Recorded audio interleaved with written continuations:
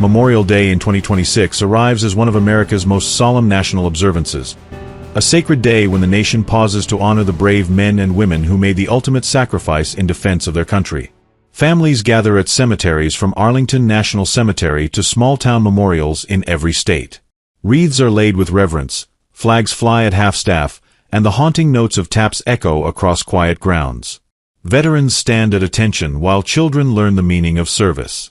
These traditions remain essential. The courage of America's fallen heroes, many of them teenagers who answer the call of duty, deserves permanent respect and national gratitude. The rituals of Memorial Day carry profound power. Speeches recall the battles of World War II, Korea, Vietnam, Iraq, and Afghanistan. Folded flags are presented to grieving families. Names are read aloud. Moments of silence allow the country to reflect on the human cost of freedom. These young Americans served with valor, often in distant lands, driven by duty, patriotism, or the desire to protect their homeland. Their sacrifices secured victories, defended democratic principles, and preserved the security of generations that followed. Memorial Day 2026 must continue to serve as a day of genuine remembrance and collective mourning. Yet the day also reveals a deeper and more troubling reality. The same generals, politicians, and corporate leaders who shape military policy routinely appear at these ceremonies, offering solemn tributes while the systemic patterns that contributed to many unnecessary losses remain unchanged. True honor requires more than annual speeches and wreath-laying. It demands honest recognition of the institutional failures that have too often sent American service members into prolonged, poorly defined conflicts with shifting objectives and high human costs. Military leadership has shown repeated shortcomings across multiple eras. Strategies in Vietnam led to years of attrition with restricted goals and mounting casualties. Operations in Iraq and Afghanistan stretched into decades of occupation with evolving rationales and incomplete results. Too often, bureaucratic priorities, career considerations, and outdated approaches took precedence over decisive outcomes and the welfare of troops on the ground.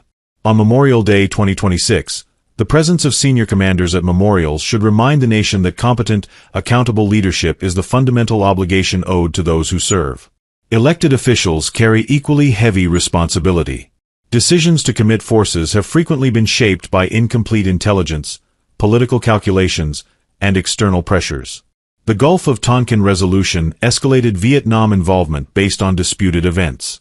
The 2003 Iraq invasion rested on intelligence about weapons of mass destruction that proved false. Extended commitments in Afghanistan ended in a chaotic withdrawal after 20 years.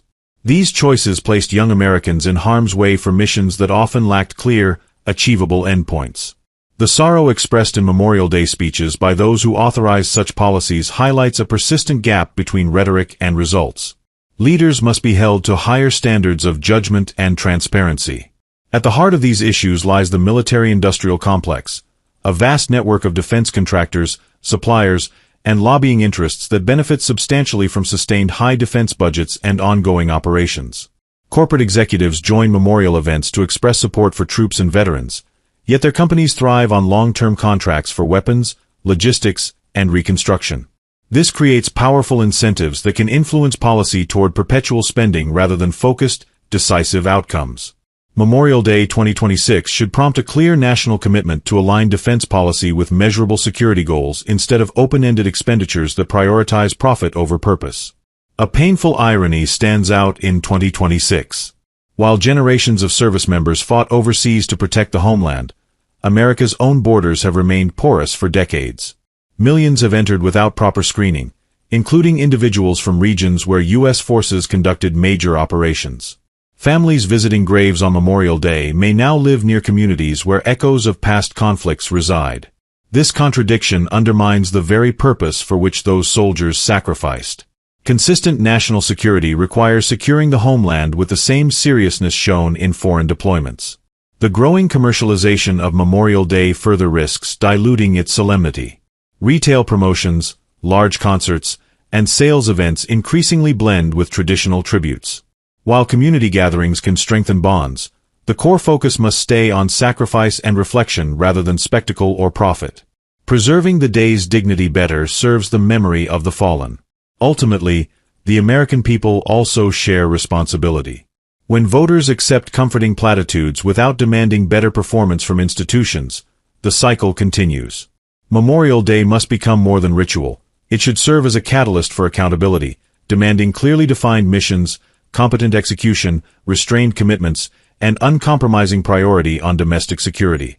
In conclusion and in memory, Memorial Day in 2026 remains a sacred occasion to honor America's fallen heroes and reaffirm the values they defended. Their courage stands beyond question, and their legacy deserves lasting gratitude. Yet genuine honor also requires confronting the institutional shortcomings that have too often undermined their sacrifices. Incompetent strategies, politically driven decisions, and profit-centered influences must be addressed with resolve. Only then can the nation move from bittersweet remembrance toward a future where policy truly matches the courage of those who gave everything.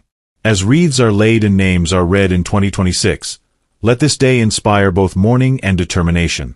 The fallen deserve leadership worthy of their sacrifice, a secure homeland they defended, and policies that prevent unnecessary tragedy.